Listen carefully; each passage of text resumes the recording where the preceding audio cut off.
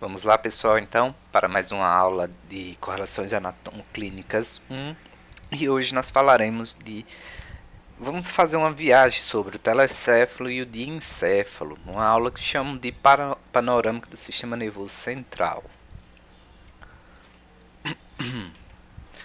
Então, o sistema nervoso, né, ele, dentre as várias funções, ele possui, né, a função de regular e coordenar as múltiplas atividades que o organismo ele desempenha. Então, o sistema nervoso ele tem que estar apto a aferir e dar respostas, né, às diversas atividades que o organismo ele desempenha.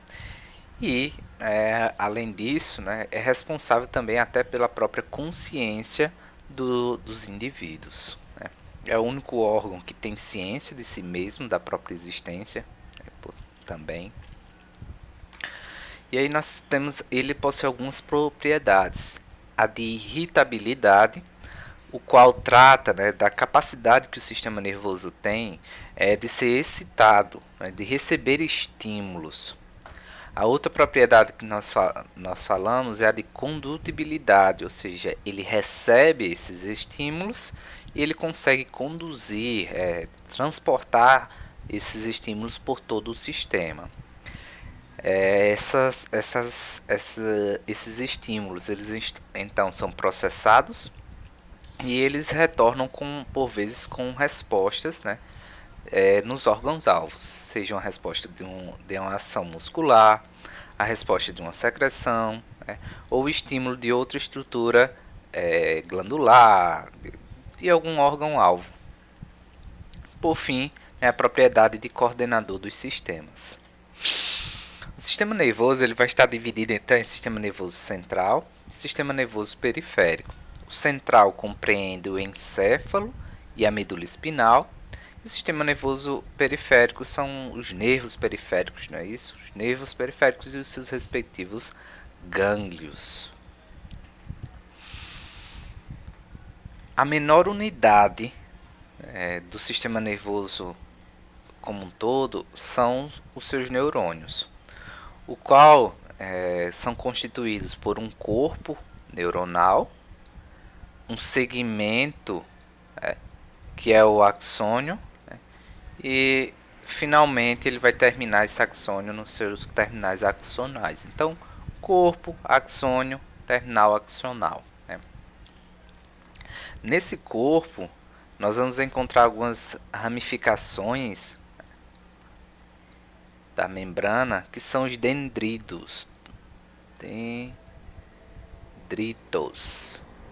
Deixa eu apagar aqui. São os dendritos. Ok? Essas ramificações elas são responsáveis por manter comunicação com o terminal axonal de outros neurônios e por vezes até mesmo com outros dendritos. Esse corpo neuronal é a parte, né, de processamento de fomentação do estímulo nervoso, que deve então percorrer o axônio, chegar ao terminal axonal e ser transmitido para outro neurônio que vai estar aqui, né, outro corpo neuronal que vai estar aqui ligado a esses axônios. É isso. E aí, por sua vez, o corpo neuronal vai dar origem a outro axônio, com outro terminal axonal, que pode estar ligado a outro corpo neuronal. E assim a rede neuronal ela vai sendo construída. Ok?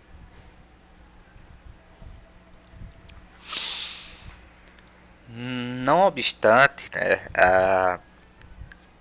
e não somente, no sistema nervoso não trata somente de neurônios. Né? Nós temos algumas outras células que dão suporte e são fundamentais para a manutenção do sistema nervoso. Esse conjunto de células eles recebem o nome de células da glia. São elas, né, as células ependimais, os oligodendrócitos, os astrócitos, a micróglia e as células de Schwann. As células ependimais elas participam da fomentação dos plexos coroides, né, que são responsáveis ali pela síntese do líquor cefalorraquidiano nos ventrículos, principalmente nos ventrículos laterais. Os oligodendrócitos, por sua vez, eles têm a função semelhante às células Schwann. Os oligodendrócitos eles são responsáveis pela mielinização do axônio. Então, como nós vimos aqui anteriormente, uma célula nervosa, um neurônio, ele vai possuir o seu corpo. Esse corpo ele possui um núcleo, mitocôndrias para a produção de energia e manutenção, os dendritos para manter essa comunicação, e aí ao final do corpo nós vamos ter aí uma continuação dessa membrana que recebe o nome de axônio. Esse axônio ele vai ser revestido, né, por uma camada lipídica, né, de esfingomielina, né, que vai receber, então, essa camada vai receber o nome de bainha de mielina. Essa bainha de mielina ela vai ser parte da própria célula nervosa que vai estar envolvendo o axônio. Aqui vocês veem um processo de mielinização feito por um oligodendrócito, né? Então percebam que a mielina, essa bainha de mielina, ela trata-se da própria membrana plasmática da célula. No caso aqui, como nós estamos falando do oligodendrócito, então trata-se da membrana plasmática do próprio oligodendrócito que vai envolvendo o axônio. Então ele vai envolvendo até formar a bainha de mielina e envolver completamente o axônio, certo? Então o oligodendrócito ele faz isso, ele mantém, ele forma a bainha de mielina que envolve o axônio. As células da glia que recebem o nome de astrócitos, né, devido à sua forma estrelada, eles são responsáveis por dar sustentação, né, e o arcabouço cerebral. Então é eles quem mantêm a forma do cérebro, ele quem une, quem dá forma ao cérebro. Já a micróglia trata-se das células de defesa no sistema nervoso, né? Então elas são responsáveis por elementos de fagocitose no sistema nervoso. E as células Schwann, elas são responsáveis pela construção da bainha de mielina no sistema nervoso periférico, enquanto que no sistema nervoso central são os oligodendrócitos que produzem essa bainha de mielina. Professor, tem diferença, fora um ser do sistema nervoso central e outro do sistema nervoso periférico? Existe sim uma diferença que eu vou relatar mais à frente. Bem, então nós vimos que o corpo neuronal ele é responsável pela produção do impulso nervoso que vai percorrer, né? Então o impulso nervoso ele é produzido no corpo neuronal, ele vai percorrer o axônio até ser transmitido pelo terminal axonal para outro neurônio. Esse potencial de ação, então, ele ocorre e aí há uma DDP, não é isso, uma diferença de potencial, que muda algumas moléculas iônicas, alguns íons, em relação ao ambiente intracelular e extracelular, que vão causar essa descarga energética que vai ser repassado, né? E para a reposição dessa carga energética, nós temos um processo chamado de bomba de sódio e potássio, vocês já devem ter visto isso na bioquímica, né? Que é a manutenção é o retorno, né, ao período antes do desequilíbrio, antes do impulso ser gerado. Então esse impulso agora gerado, essa descarga, essa DDP gerada, né, ela vai ser então transmitida pelo axônio até o terminal axonal e ser transmitida para um outro neurônio. É assim então que é formada a nossa maravilhosa rede neural, né? Então essas sinapses, elas são nada mais do que eletricidade, descarga elétrica, que são propagadas por nossos neurônios. Por isso que ante um choque elétrico, você por vezes não consegue soltar o equipamento, né, porque você depende de uma resposta elétrica também. Como você está tendo uma descarga elétrica, essa comunicação por vezes é falha, por isso que você acaba morrendo pegando no objeto que está dando choque, seja um metal, um fio, ou o que seja, e não consegue largar porque você não consegue ter uma resposta, um processamento, né, da informação por conta dessas descargas elétricas. E aí falando sobre essa diferença de oligodendrócitos e células de Schwann, né? Então, em células de Schwann eu vou encontrar no sistema nervoso, sistema nervoso periférico. Cada célula de Schwann corresponde a uma bainha de mielina. Já no sistema nervoso central, eu tenho os oligodendrócitos, em que um oligodendrócito forma, né, mais de uma bainha de mielina, além de que ele pode ser multineuronal, né, ou seja, em diversos neurônios. Um único oligodendrócito ele pode formar várias bainhas de mielina e de vários neurônios diferentes, de vários axônios diferentes, né. Então, no sistema nervoso central, o oligodendrócito ele pode formar várias bainhas em diversos neurônios. A célula Schwann é uma bainha em um único axônio, em um único neurônio. Por isso, uma lesão no oligodendrócito ela é bem mais significativa do que numa célula de Schwann, porque um oligodendrócito que cai significa múltiplas perdas de múltiplas bainhas em múltiplos neurônios. Enquanto uma única célula de Schwann que cair vai ser uma única bainha de mielina, então o dano vai ser bem menor se fosse comparar um dano de um com o outro. Aqui, para que serve essa bainha de mielina? Porque eu estou dando ênfase a esse processo. A bainha de mielina, pessoal, ela é muito importante, pois como ela trata-se de um lipídio, que é a esfingomielina, né? Se você lembrar, os lipídios, uma das principais características dele é a sua apolaridade. Apolaridade. Ele é apolar, ele não possui carga, então ele é um ótimo isolante elétrico. Então é um ótimo isolante elétrico. Aquele impulso elétrico então que é produzido no corpo neuronal, né, ele é transmitido para o axônio, que vai caminhar por dentro desse isolamento. Como essa eletricidade está isolada, há uma garantia de que a informação ela vai ser transmitida. O impulso elétrico ele vai ser contínuo, vai ser agilizado, vai ser mais rápido, não é isso? A sua velocidade de transmissão, e ele não se perde. Ok? Então nós temos essa garantia por conta dessa ação isolante da mielina. Aqui para vocês verem, né, a diferença de condução do impulso elétrico em um neurônio não mielinizado e um neurônio mielinizado. O impulso elétrico ele tanto cresce em velocidade, né, como ele já é maior, né, por conta da própria mielina, do que aqueles que não são mielinizados. Eles são mais lentos, os impulsos são mais lentos e chega um momento em que ele se perde, a informação ela se perde. Por isso que em doenças desmielinizantes, conhecida pelo nome deixa eu só pausar aqui o vídeo.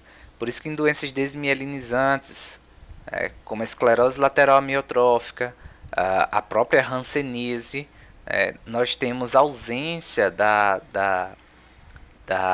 sensibilidade. Por exemplo, na hanseníase, a hanseníase ela trata-se de uma infecção causada pelo Mycobacterium leprae, que anteriormente dava o nome da doença como lepra, né? Um nome que já caiu em desuso, e aí hoje nós chamamos de hanseníase. O paciente com o Hansen, ele é um paciente que aquela região que foi acometida pelo Mycobacterium, essa região, os nervos, esses nervos periféricos, eles vão ter ausência da mielina, pois essa bactéria ela ataca as células de Schwann. Sem as células de Schwann, eu tenho perda da bainha de mielina nos nervos periféricos. Consequentemente, a informação ela é até produzida no corpo neuronal, mas ela não segue, pois, né, a falta da mielina faz com que o impulso ele se perca no caminho.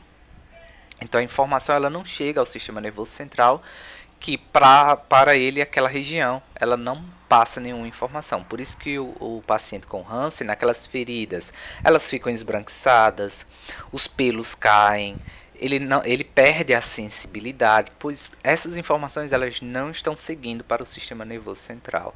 Né? Então essas informações os impulsos são até produzidos, mas eles se perdem ao longo do caminho. Então você perde coloração, pois essas células elas não ativam, né? Elas não têm informação sobre calor, sobre luminosidade, então elas ficam esbranquiçadas, pois não tem proteção agora esqueci o nome da proteína que dá coloração escura da pele, meu Deus, que é parecido com mielina, é melanina. Pronto. Como não tem a pele ela não sente, né, a iluminação, o calor, ela então não produz a melanina, que é a que dá proteção e coloração escura da pele.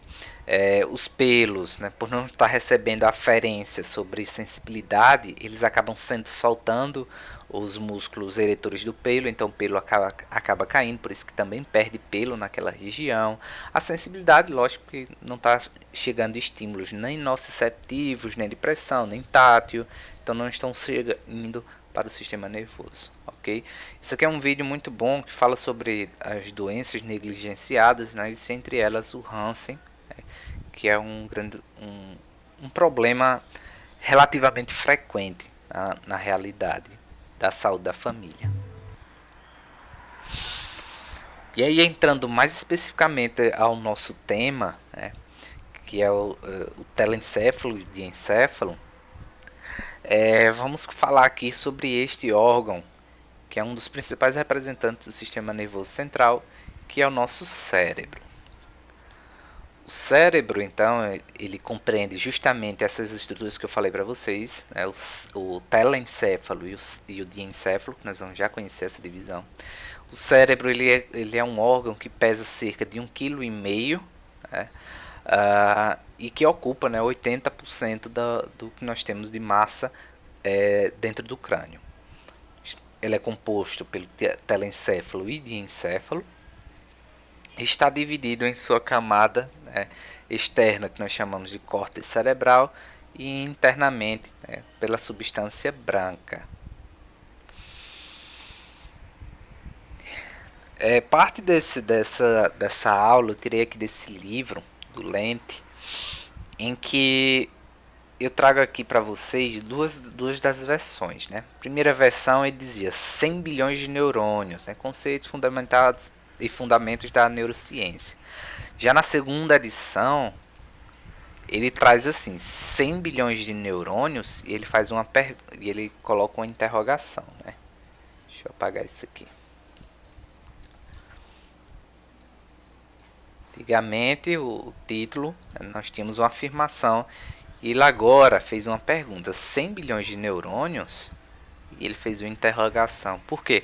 Alguns estudos, né, eles têm mostrado que esse número ele é um pouco menor. Né?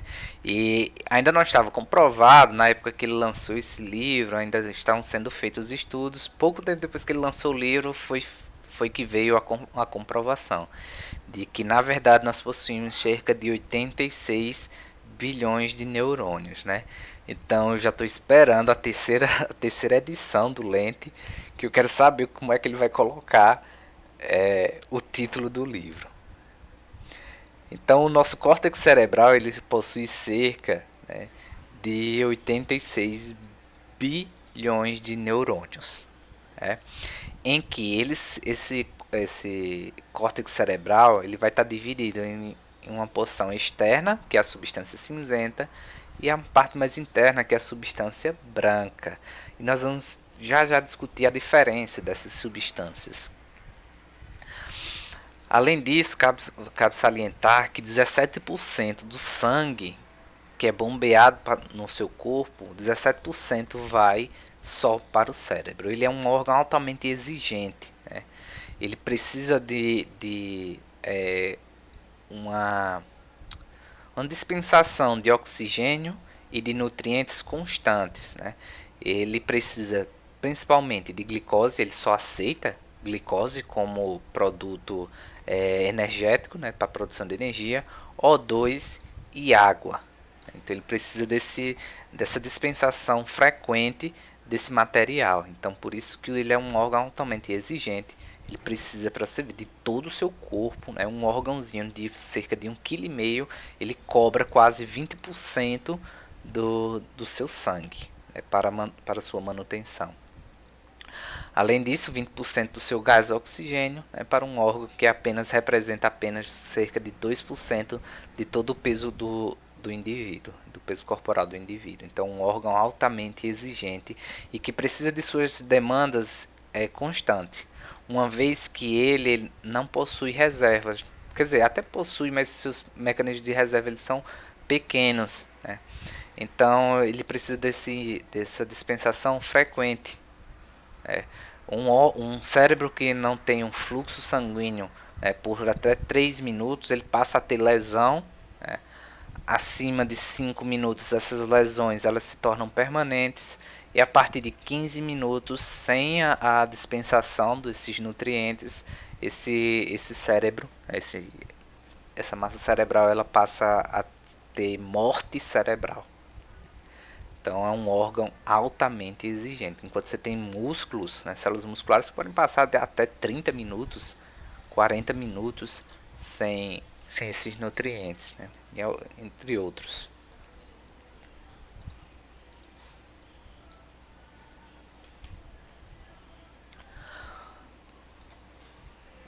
O cérebro ainda, pessoal, é importante nós falarmos que ele trabalha por associação. Né? Todos os mecanismos cerebrais eles trabalham por associação. O cérebro ele guarda informação perto da outra. Né? Então, por isso que por vezes, né, é mais fácil para você aprender um conteúdo, decorar um conteúdo, memorizar um conteúdo, quando você faz uma música, um desenho, porque é assim que o cérebro trabalha. Ele trabalha com associação. Então, por isso que às vezes fazer uma música facilita, fazer uma fórmula facilita o seu aprendizado. Associar com algum elemento da sua vida, ele facilita, porque é assim que o cérebro trabalha, ele trabalha com associação. O que são os sonhos, por exemplo, né? Por que, é que os sonhos eles são uma loucura? Né? Os sonhos nada mais são do que a fixação da sua memória recente com a memória de longo prazo. Então ele pega elementos do que você está vendo hoje, do que você está assistindo, do que você vivenciou, do que você presenciou, e ele vai tentar armazenar próximo de informações que estão há muito tempo. E aí quando você vai ver os seus sonhos, eles são coisas do que você viu agora, com coisas lá do seu passado, numa misturada grande, que nada mais é do que o seu próprio cérebro. Né? Então ele está simplesmente fixando essa informação próximo de outra. Né? Como ele está acessando aquela outra informação para fixar, e nos sonhos você tem essa confluência, né, de ideias, de imagens vividas. Né? Além disso, né, vocês já devem ter se passado por um processo chamado déjà vu, déjà vu ou déjà vu. Esses processos, né, eles acontecem devido a uma falha, né, na busca pela informação. Como assim? Você se depara então em um processo em que você diz assim, eu já vivi isso em algum momento. Na verdade, dessa cena que você acha que você já viveu, você tem um ou outro elemento, né, que você realmente presenciou. Seja uma cor, um cheiro, um som, um movimento, algo dali realmente você já viveu. Mas todos os elementos não. E aí o cérebro ele vai buscar essas informações. Quando foi que você viu esses elementos? E por vezes falta essa informação.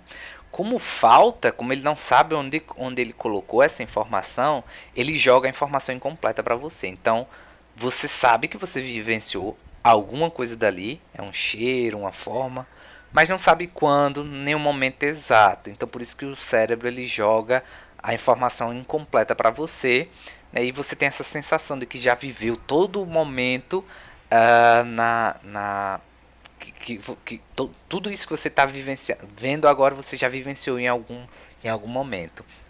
É, então, nada mais é do que um defeito. Na verdade, se o cérebro. Não defeito, na verdade, uma falha nessa busca de informação. As informações incompletas que o cérebro joga para você decidir se você viveu ou não. Ele joga para você o que ele conseguiu coletar de informação. Ainda falando sobre associação, nós temos outro mecanismo muito importante no cérebro que a gente até falou em cerebelo, que é a formação dos engramas motores. Quando você repete algo demais, o cérebro ele cria dentro de tudo. Ó, imagina que você quer uma informação, então ele vai criando um vínculo, um acesso direto àquele jogo de carta. Imagine por quantas coisas ele não tem que passar até chegar, por exemplo, a esse joguinho de cartas. Né? Se você repete muito esse jogo, essa habilidade com as cartas, ele vai fazer uma via rápida, um acesso rápido a essa informação. Esses são os engramas. Em especial, ele faz muito isso com a motricidade. Quando você repete demais o movimento, você acaba aprendendo e melhorando esse movimento. Né? Esses são os engramas motores. Por vezes, quando você forma um engrama motor, você faz esse algo quase que automaticamente. Um exemplo disso é o caminho de casa. Por vezes você disse assim, vou sair aqui da faculdade, vou passar na padaria. E aí você chega em casa, aí, que droga, esqueci de passar na padaria, minha mente não presta para nada. Muito pelo contrário.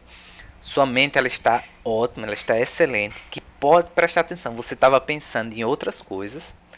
Você às vezes chega em casa e você nem se dá conta de como foi que você fez o caminho, porque os engramas eles já estão todos feitos, né? Os caminhos no seu cérebro eles já estão todos feitos. Então ele lhe trouxe automaticamente em segurança para sua casa, né?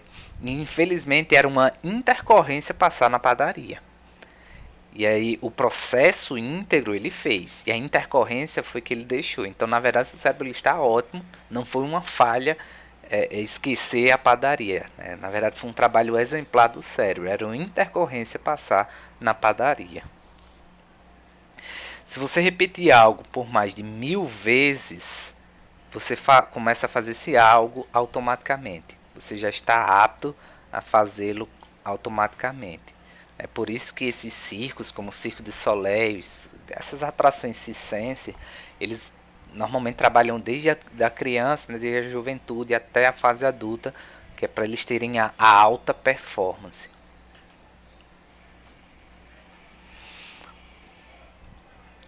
O cérebro, então, ele vai ser revestido por algumas estruturas que nós chamamos de meninges. São 3 as meninges.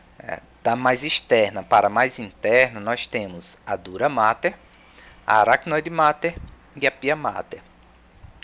A dura mater, olha aí uma associação.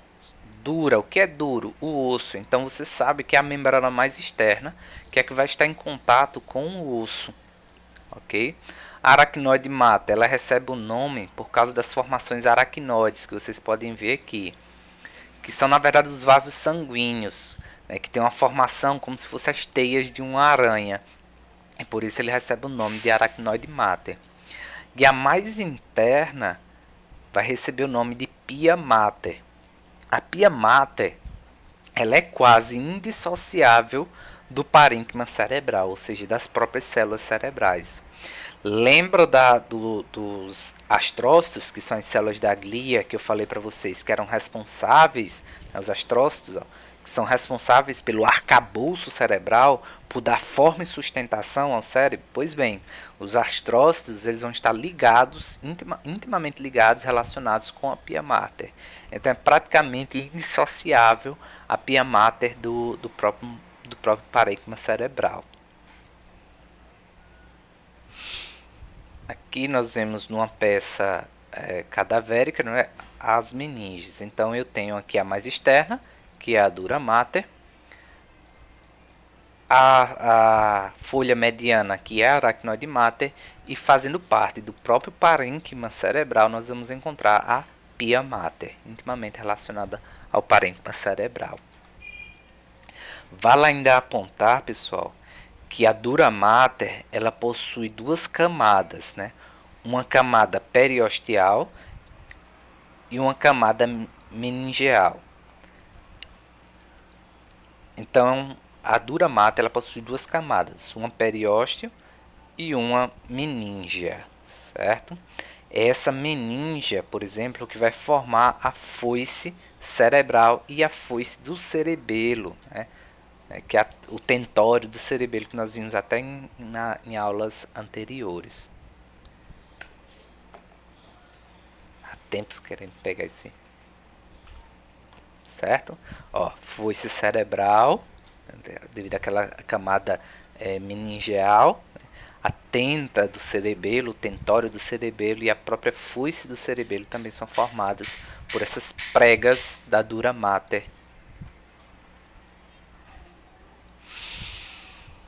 E aí finalmente chegamos a nosso foco do estudo, que é o telencéfalo e diencéfalo. Em especial vamos começar falando sobre o telencéfalo. Então, pessoal, sua camada ele possui cerca de 86 bilhões de neurônios. Externamente nós encontramos a substância cinzenta. Se vocês perceberem aqui, ó, está mais claro do que essa região, por exemplo. Aqui nessa região bem cortical está mais cinza, mais escuro. Aqui nós chamamos de substância cinzenta e aqui de substância branca internamente, certo?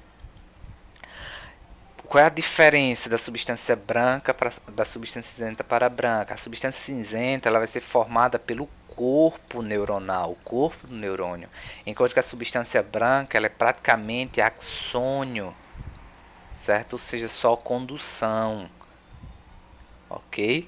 Então, externamente eu vou encontrar substância cinzenta, na qual tem um corpo neuronal, e substância branca, na qual eu vou ter aí os axônios, ok? Esses axônios, dentro dessa substância branca e desse corpo axonal, né, nós vamos ter dois tipos diferentes de fibras. Fibras de associação. Essas fibras elas são responsáveis por comunicar essas várias áreas do telencéfalo, essas áreas, os lobos telencefálicos, os lobos cerebrais. E fibras de projeção, que é responsável por essa comunicação do córtex, né, com centros subcorticais, ou seja, abaixo dessa região cortical. Por exemplo, com regiões da ponte, medula, do tronco encefálico. Né? Então, aquelas regiões do tronco encefálico, essas comunicações se dão por fibras de projeção. Okay? Já se a comunicação ela for no próprio córtex cerebral, ela se dará por fibras de associação. Professor, o senhor está dizendo então que externamente eu tenho substância cinzenta, internamente substância branca, mas eu consigo ver aqui, ó, no interior também substâncias cinzentas, escuro, ó, muito escuro, professor. O que é isso aqui? Bem, se você perceber, né, nesse corte, essa região aí é justamente a base do crânio, né, a base do crânio. Então, essas massas cinzenta que eu encontro no meio, mergulhado na substância branca, eu chamo de núcleos da base, por estarem na porção mais basal do telencéfalo. Eles vão receber o nome de núcleos da base, que também é assunto da nossa conversa de hoje. A gente vai conhecer essas estruturas.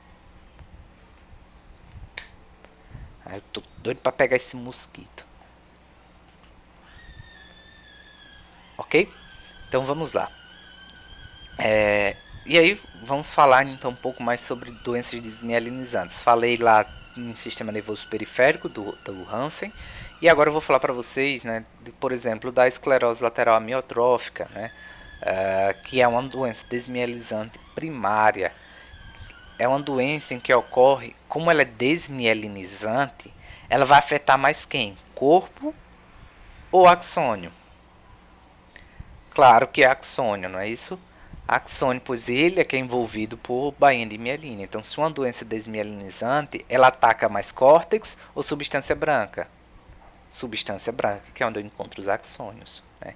Então, por isso que minha imagem, na minha neuroimagem, eu devia ter colocado aqui os pontos, né, de radiolucência, eles vão ser principalmente próximo ali dos ventrículos e do corpo caloso, porque é onde eu encontro, ó, massa branca, substância branca. Então, ao redor do corpo caloso é onde eu encontro fibras de associação, principalmente, né?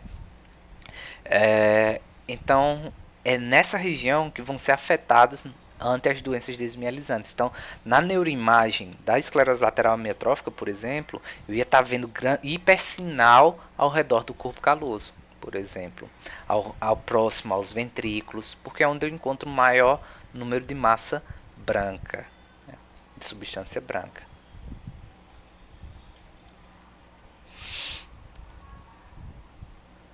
E aí, para esse estudo do telencéfalo, pessoal, nós dividimos o telencéfalo, né, em algumas faces de observação.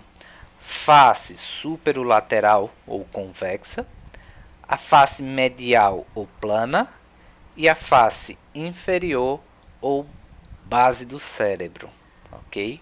Que é uma das mais difíceis devido à sua irregularidade. Cabe ainda salientar que o sistema nervoso, né, ele, como um todo, ele vai ser dividido em telencéfalo, diencéfalo. Esses dois formam o que nós chamamos de cérebro,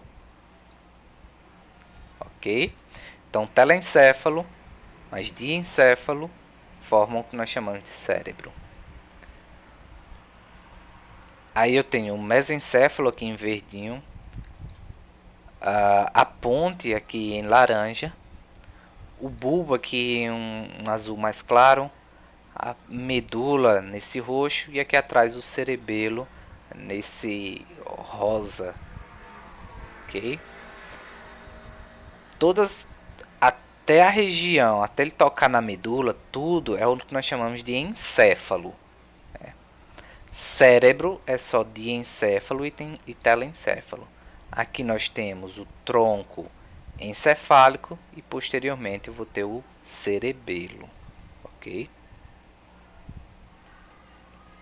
O telencéfalo, então, ele vai ser dividido em dois hemisférios, direito e esquerdo. Ele será dividido através de uma fissura que nós chamamos fissura longitudinal. Fissura longitudinal. Ele vai ser a fissura responsável por essa divisão em hemisférios. O telencéfalo ele vai unir-se, né? Os hemisférios telencefálicos, direito e esquerdo, eles se unem através de uma região fibrosa chamada de corpo caloso. O corpo caloso ele faz a união desses hemisférios. Então todos eles convergem para o corpo caloso, que é o responsável por essa união. Então essa fissura longitudinal ela vai ser preenchida por aquela membrana da dura mater, né, que é a foice cerebral. Ela vai estar justamente se encaixando aí na fissura longitudinal. Com isso, o telencéfalo ele vai ser dividido em 5 lobos. Frontal, sendo eles o lobo frontal, parietal, occipital, temporal.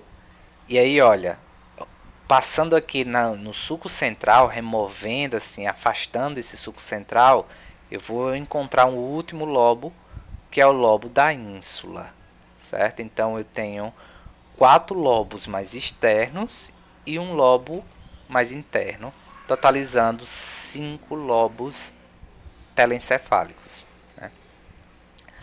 Que é o lobo frontal, parietal, occipital, temporal e lobo da ínsula, que recebe esse nome de ínsula, né, por lembrar uma ilha que fica isolada, né, no meio do oceano, e aqui isolado de todo o córtex cerebral, né, de todo o córtex, não, de todo o telencéfalo, isolado dos outros lobos, nós encontramos esse outro lobo mais interno, que é o lobo da ínsula.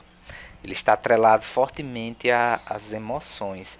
Anteriormente, ele foi até alvo de estudos da psicopatia, da sociopatia, uma vez que ele está atrelado às emoções, né? E aí eu sempre esqueço a diferença entre sociopata e psicopata. Mas eu estou me referindo àquele que aquele tipo de assassino que ele mata e ele não sente nada, né? Então ele não tem emoções. Então, por muito tempo foi estudado o lobo da ínsula desses indivíduos.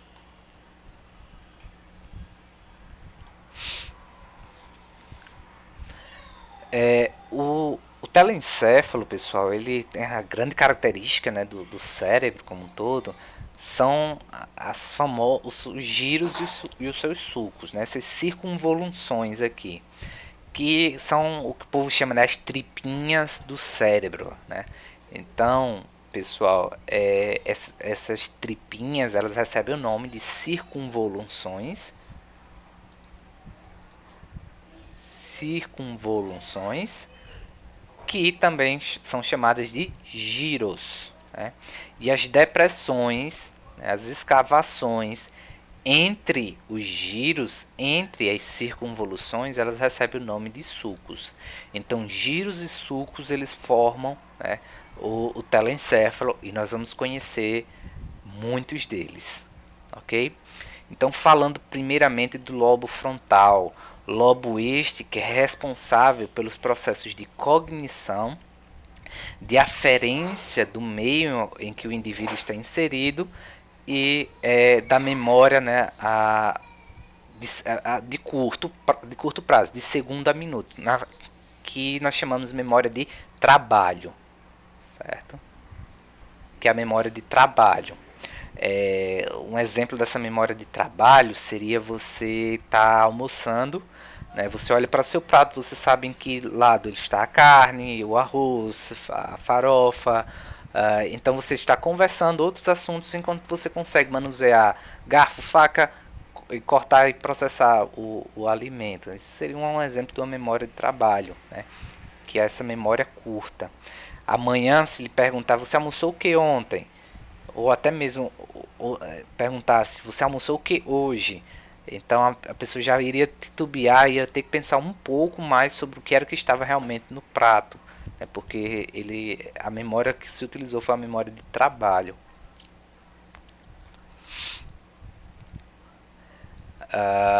Ok? Então esse é o lobo frontal. Além disso, o lobo frontal ele também está associado a comportamento do indivíduo, né? Está ligado ao lobo frontal. Se você é uma pessoa violenta, empática, alegre, parte desse comportamento seu ele é processado no lobo frontal. O lobo frontal, então, opa, o lobo frontal ele vai ser formado pelos seguintes giros. Aqui nós temos o primeiro giro, que é o giro frontal superior. Seguido dele eu tenho um giro frontal médio, o giro frontal inferior e o giro pré-central. Então, giro frontal superior, giro frontal médio, giro frontal inferior e giro pré-central. Esses giros vão ser separados por alguns sulcos a descrever para vocês, né? Se esse giro ele recebe o nome de giro pré-central, é porque ele vai anteceder. Deixa eu mudar aqui a coloração. Deixa eu ver se um amarelo. Acho que um azul fica melhor. Vou trabalhar com um azul. Voltando. Então esse giro pré-central ele recebe esse nome porque dividindo esse giro deste aqui, eu tenho um sulco, uma depressão entre eles, que é chamado de sulco central. Por isso que ele recebe o nome de giro pré-central. E adivinha qual é o nome desse giro? Giro pós-central. Eu ainda vou falar porque ele pertence ao lobo parietal, por isso que eu não mostrei aqui. Tá entendendo? Mas daí você já tem essa sacada lá na frente. Então eu tenho um giro em vermelho, giro pré-central, e aqui o giro pós-central, e entre eles eu tenho essa depressão que é o sulco central. Antecedendo o giro pré-central e separando o giro pré-central do giro frontal médio, eu tenho o sulco pré-central. Separando o giro frontal médio do giro frontal superior, eu tenho um sulco frontal superior. Separando o giro frontal médio do giro frontal inferior, eu tenho o sulco frontal inferior. Separando o lobo frontal do lobo temporal, eu tenho o sulco lateral, que é toda essa extensão aqui.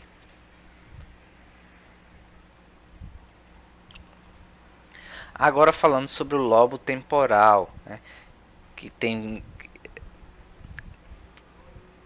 Eu ainda vou falar para vocês sobre as áreas, né, de cognição e produção da fala, certo?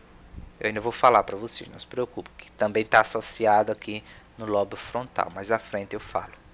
O lobo temporal. O lobo temporal, pessoal, ele é responsável principalmente pela audição, também está relacionado à memória de trabalho e aos processos de memória como um todo.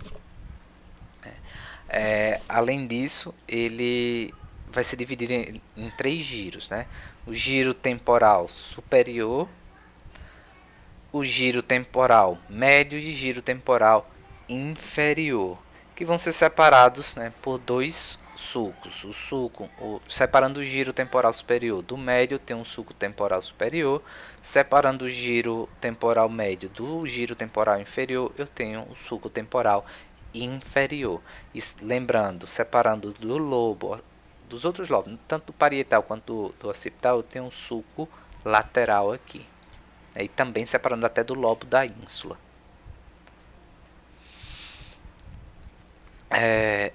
Então, o lobo temporal ele vai estar associado à audição, à memória de longo prazo e a processos de cognição e tá aqui, compreensão da linguagem e de produção da fala, né? Esses são os eventos mais marcantes que podem acometer o lobo temporal, que é os mais comuns. Mas eu ainda posso ter, né, problemas afetivos e de personalidade por sua relação de proximidade com o lobo da ínsula, que é um lobo do sistema límbico, né, que justamente trabalha com as emoções, né? E alguns estudos têm mostrado também que ele pode estar relacionado a comportamento sexual em alguns animais e possivelmente também vai estar atrelado no homem, ok? No giro temporal superior, né, nessa porção mais final dele, né, eu vou ter uma área que é chamada área de Wernicke, ou área de Wernicke, que é responsável por alguns processos, né, de produção da fala, certo? Então, da mecânica da fala. Falando então nessas regiões, então eu vou mostrar para vocês 2 áreas importantes relacionadas à linguagem, que é a área de Broca e a área de Wernicke. A área de Broca, ou Broca, ela está presente ali no lobo frontal, enquanto essa área de Wernicke ela se comunica ali do lobo temporal com um pouco do parietal, certo? Então Broca mais adiante, Wernicke posteriormente, anteriormente Broca, posteriormente Wernicke, ok?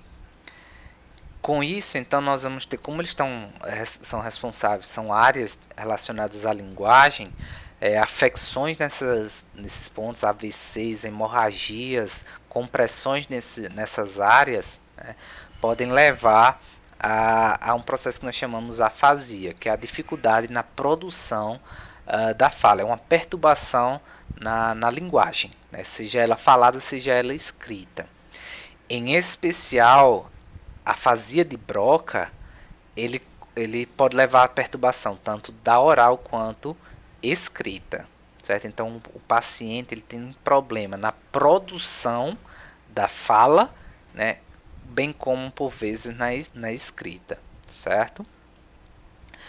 Esse problema na produção da fala, pessoal, isso é importante porque por vezes as pessoas pensam que esse tipo de paciente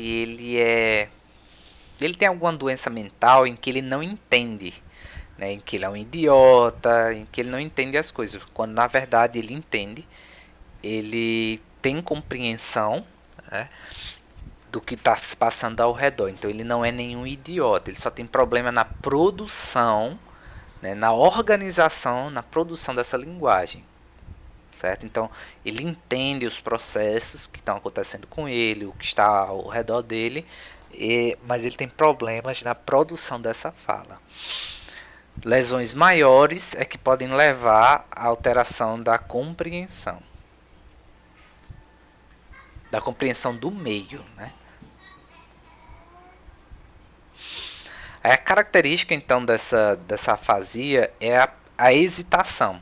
É como se o indivíduo ele tivesse medo ou ele tivesse um esquecimento da palavra, que é o que acontece, certo? Então, por vezes ele esquece aquela palavra, como é que o organismo, como é que a sua língua, os músculos da fala, da laringe, eles devem se conduzir, se processar para produzir aquela fala. Então ele esquece todo esse percurso, certo?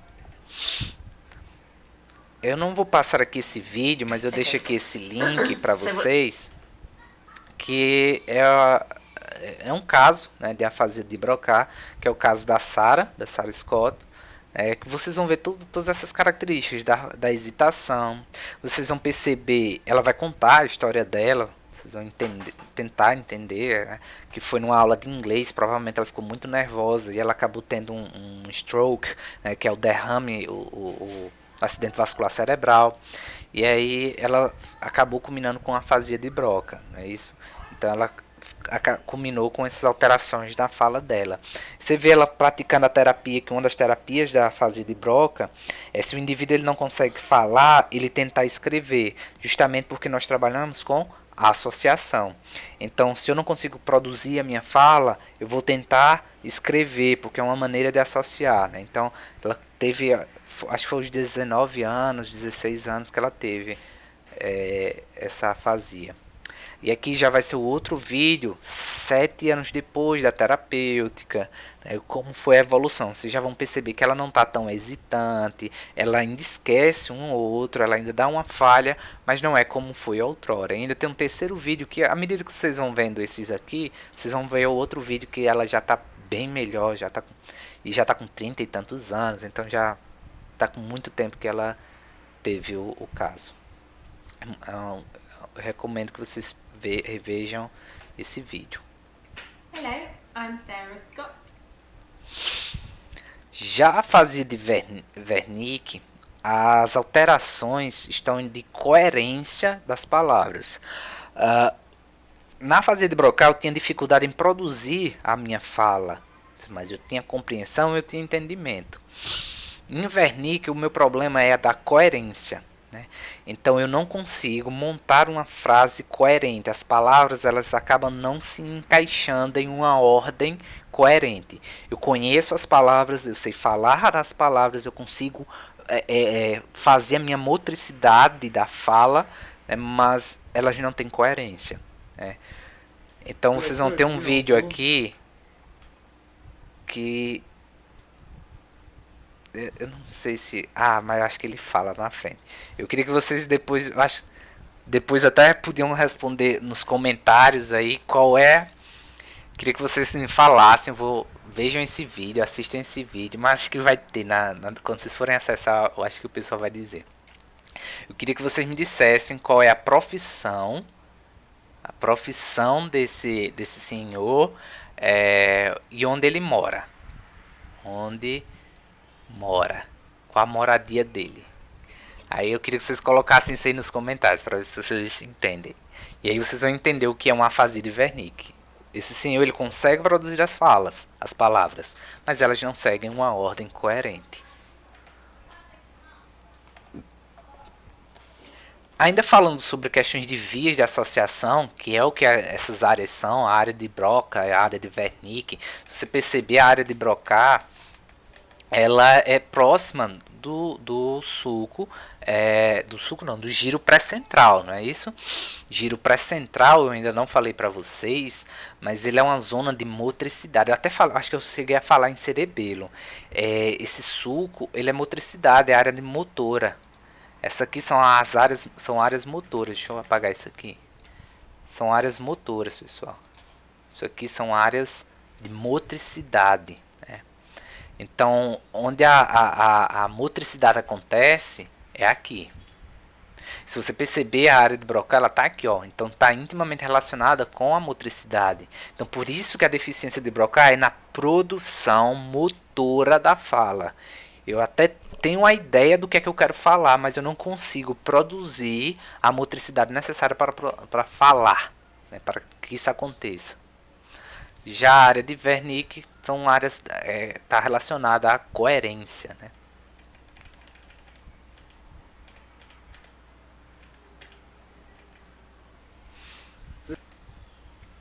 E aí, falando sobre associação, tem esse outro teste, que é o teste de Stroop, que ele é um teste que pode ser utilizado para saber se o indivíduo ele tem HDA, agora esqueci o nome, hiperatividade, né? Se ele é hiperativo. Né? Esse teste ele consiste no seguinte, né? A primeira etapa você pede para o paciente, para o indivíduo, ele se identificar as cores. Né? Depois você pede para que o paciente ele tente, né, ler, né, ele tente falar as cores do que ele está lendo, certo? Então, por vezes ele quer falar que aqui a cor é amarelo, quando na verdade a cor aqui é verde, né? Do mesmo modo que a cor aqui é vermelho e não azul, do mesmo modo que a cor aqui é azul e não laranja e assim sucessivamente. Isso aqui é só para comprovar de que as vias elas às vezes se confluem. Por exemplo, a via de leitura ela é uma via muito preponderante. Ela retira isso, e esse teste ele mostra que ela retira, né, por ser uma via preponderante, ela retira sua atenção de outros aspectos. Muitas vezes você vai querer só ler e não identificar a cor. Do mesmo modo que é tão perigoso uma mensagem no celular na hora da direção. Porque o seu foco, o seu cérebro, ele vai reter a atenção na leitura e ele vai esquecer do restante. Esse teste ele prova justamente esses processos, né? Então por isso que a leitura ela se torna tão perigosa, por exemplo, na direção. Se o cérebro ele retém a atenção para a leitura, a via de leitura que é preponderante das demais, né, acaba se sobrepujando as outras vias e aí você perde a atenção, por exemplo, no trânsito, né? E aí pode causar um acidente. E aqui o teste ele vem a comprovar mais ainda isso aí.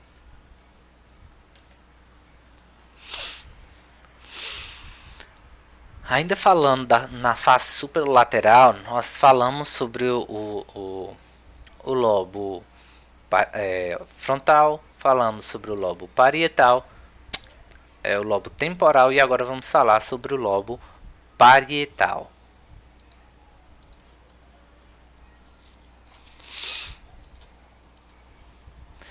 No lobo parietal nós vamos encontrar o giro, giro pós-central. Por quê? Por conta do sulco central. E o giro que está do lado dele, o giro pré-central. E o sulco dele, sulco pré-central. Então a gente vai, com o tempo, né, acaba associando e ficando mais fácil reconhecer esses giros e esses sulcos. Né? Eu ainda vou encontrar o giro parietal superior, giro parietal médio, giro supramarginal e giro angular. De sulcos importantes nessa área nós temos o sulco lateral, que nós já discutimos amplamente esse sulco, né, o sulco lateral. o sulco central, o sulco pós-central e o sulco intraparietal, que é o que vai separar, né, os lobos parietais inferior do superior.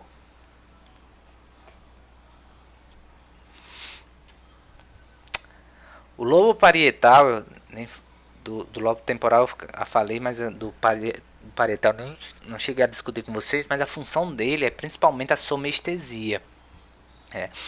Então as áreas somestésicas primárias elas estão principalmente relacionadas no lobo parietal.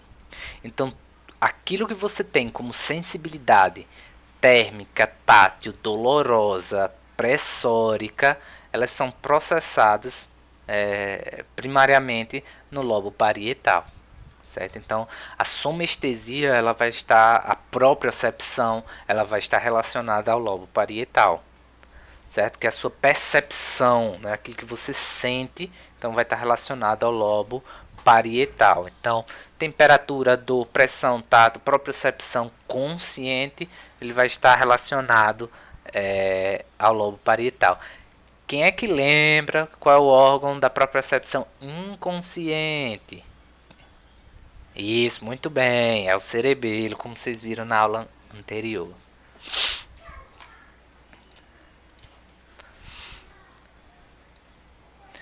Então, lesões no lobo parietal ele pode levar a problemas de anestesia, né, ausência da percepção em determinada região, ou só a hipoestesia, né, que são alterações da sensibilidade, certo?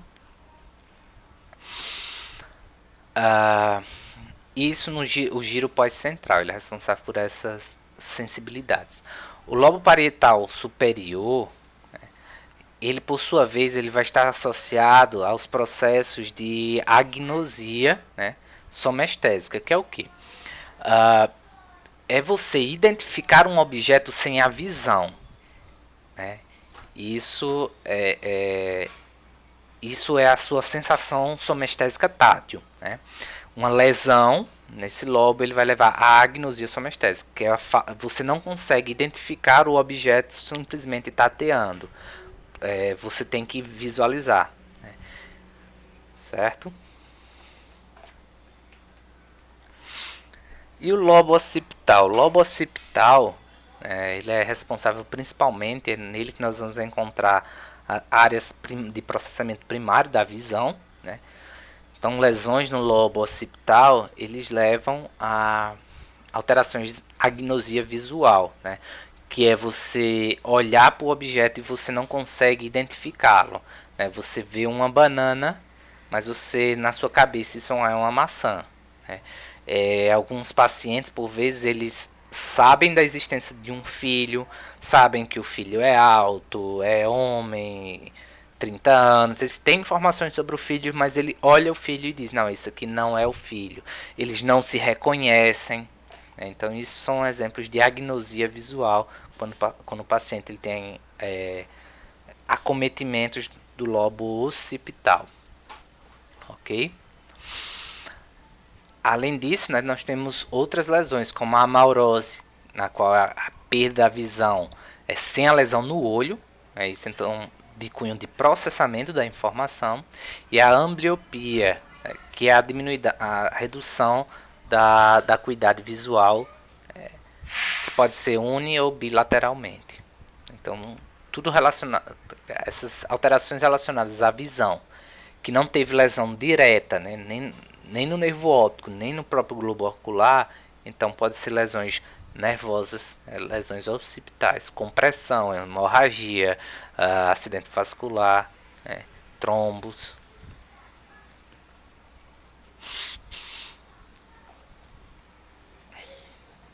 Pessoal, agora nós vamos falar, né, da face medial. Então tem um corte sagital e aí eu vou conhecer as estruturas do ponto de vista medial, de uma visão medial. Então, de póstero para anterior, eu começo falando para vocês aqui, o lobo occipital está aqui embaixo, né? Na verdade, toda essa região, toda não, que isso aqui é parte também do parietal, né? Mas nessa... e o que é, né, também deixa eu falar para vocês, né? O que é essa Porque a gente pensa assim, não, é um corte sagital, então o que eu vi externamente na face superolateral, eu estou vendo também aqui internamente. Não é. Aqueles giros, né, eles vão caminhando e aqui na face e caminham, né, e convergem para a porção medial. Quando eles chegam nessa porção medial, eles têm uma conformação diferente. Então não é o, são produtos dos giros que vocês viram lá em cima, mas não são a mesma coisa quando eles chegam medialmente. Então eles recebem alguns outros nomes, que é o que eu vou destacar aqui para vocês.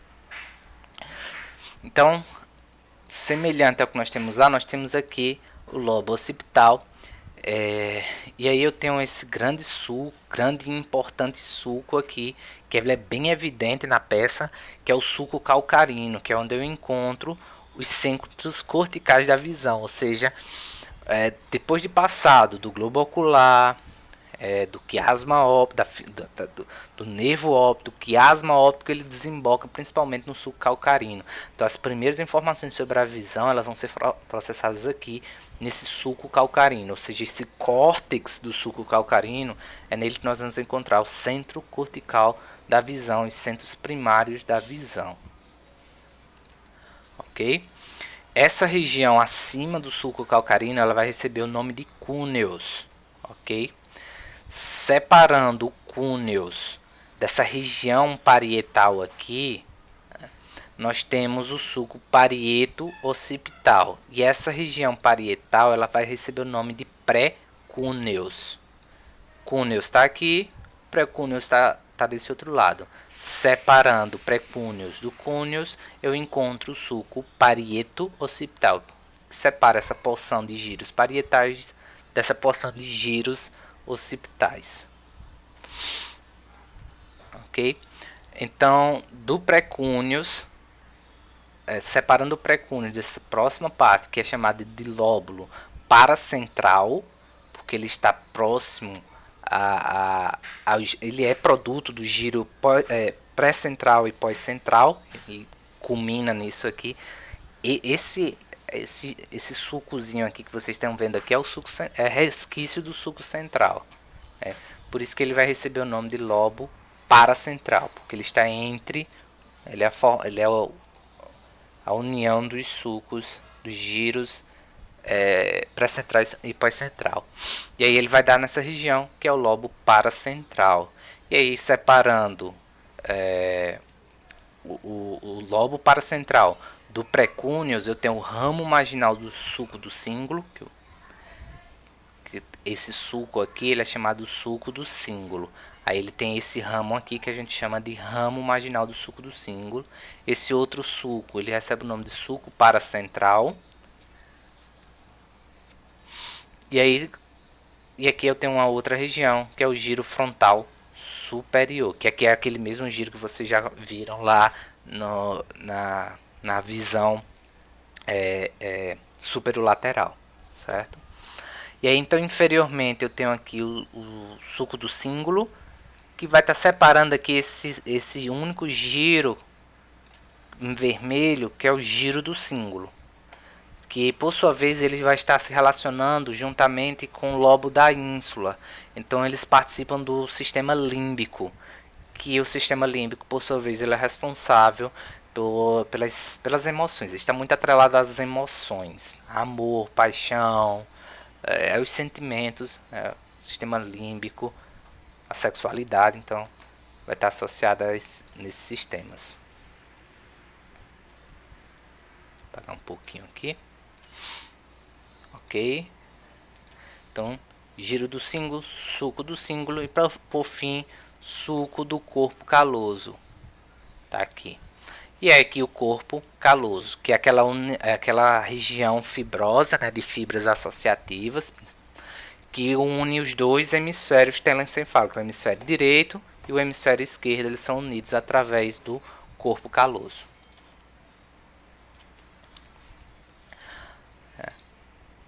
Abaixo do corpo caloso eu tenho um septo pelúcido, que eu vou mostrar para vocês, fórnix, e aí finalmente eu entro em diencéfalo, onde eu vou encontrar o tálamo, e aqui embaixo mesencéfalo, ponte, bulbo. Terceiro ventrículo, quarto ventrículo. São as estruturas cerebrais. Acho que eu não esqueci ninguém. Vamos lá. E aí falando sobre o corpo caloso, né? O corpo caloso, pessoal, ele possui ele tem esse formato aqui que vocês veem aqui, certo? Ele é o responsável pela união do telencéfalo, ok? É formado por fibras de associação, é uma porção fibrosa. Ele é dividido em 4 porções. Essa porção mais posterior nós chamamos de esplênio, essa porção mais medial de tronco, essa porção mais anterior de joelho e essa porção bem inferior aqui nós chamamos de porção rostral ou rostro do corpo caloso. E inferior ao corpo caloso, nós temos aqui, deixa eu mostrar aqui para vocês, ó, dá para vocês já verem aqui o fórnix, essa estrutura aqui. Vocês aqui, né, nessa visão medial, vocês conseguem ver o corpo do fórnix e uma porção, né, da porção do hipocampo, mas mais internamente.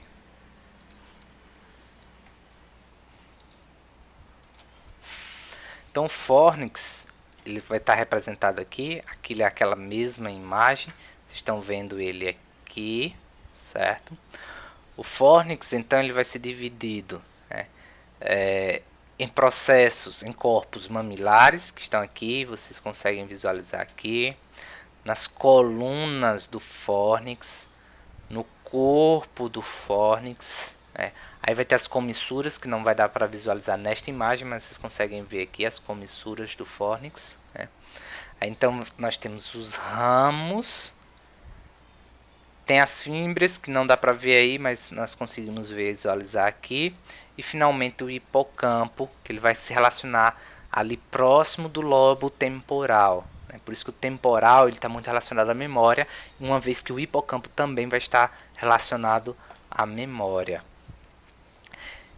Próximo ao hipocampo, eu vou encontrar os corpos amidaloides, que são um dos núcleos da base que nós vamos conversar sobre eles. Vocês vão perceber que, dependendo do corte que for feito, eu consigo ver, né, por vezes as amígdalas, e aí por vezes eu consigo ver o hipocampo. Aqui está o septo pelúcido, que é aquilo que eu falei para vocês, ó, corpo caloso,